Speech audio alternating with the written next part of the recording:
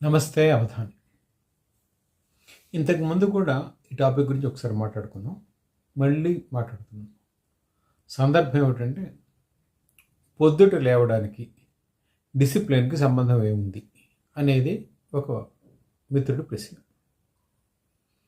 యూజువల్గా సరే, నేను early riser, early to bed, early to rise నా వరకు.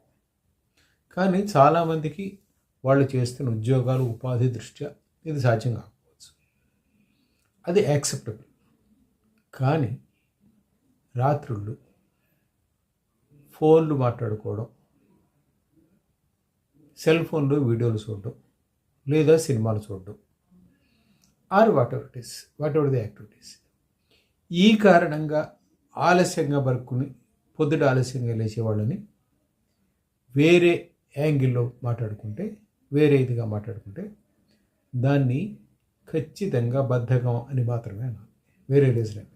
అంటే okay, they are entertainment is part of life, how can you deny it అంటారు చాలామంది. Entertainment is part of life, surely there is no doubt, but not at the cost of your discipline and will power.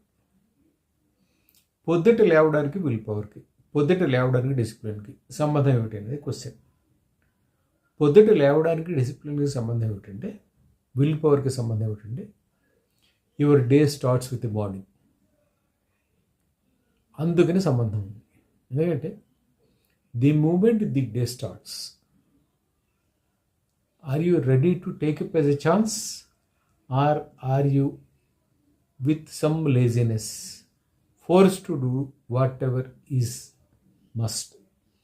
అంటే నువ్వు ఉద్యోగం చేయడం కోసం లేవాలి, ఫలానా చోటకి వెళ్ళడం కోసం లేవాలి, అందుకని లేస్తావా? అసలు లేవడమే yes, today is a great day for me. ఎందుకంటే నిన్న నుంచి ఇవాళ వరకు నువ్వు ఉన్నావు కదా, today again gave you an opportunity. అంటే జీవితకాలం ఇలా పరిగెడుతూ ఉండాలా? నీ జీవితమే పరుగు లేకుండా ఎప్పుడు ఉంది నీకు? ఎస్, ఒకటి. రెండోది, నేను ఇట్లా పరిగెట్టను, నేను ఇట్లాగే ఉంటాను. Okay, right, that is everybody's choice. Somebody may climb up, somebody may climb down, come down. If not climb down, climb down. So పైకి వెళ్ళాలా, కిందకి దిగాలా, ఉన్న చోట ఉండాలా అనేది ఎవరి ఇష్టం వాళ్ళది, అది వ్యక్తిగతం. దాని గురించి పెద్ద డిస్కషన్ అక్కర్లేదు. మనం మాట్లాడేది కానీ మాట్లాడుకునేది కానీ ఎవరి గురించి అంటే, those who want a change for better than something else. That's where the point comes.